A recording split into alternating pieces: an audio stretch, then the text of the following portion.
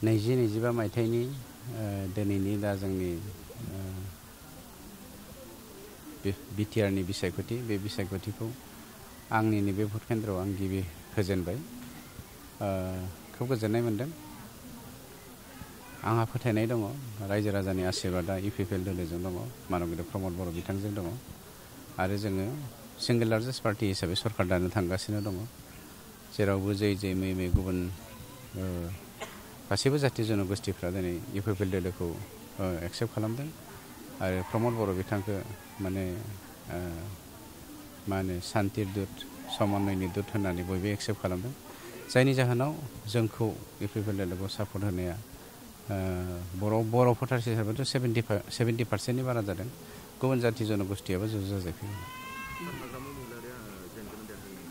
हाग्रामा महिलारि बिथाङा मोननैयावबो जेनगासिनो दङ।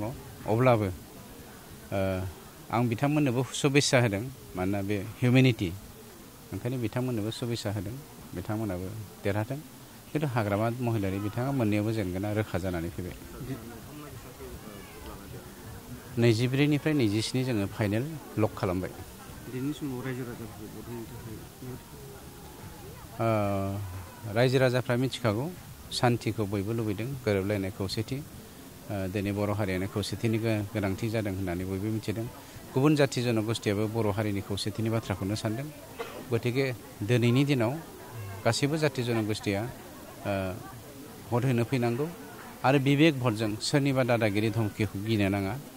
बयबो भट होनो फैनांगौ, आं बेखौ खावलायदों।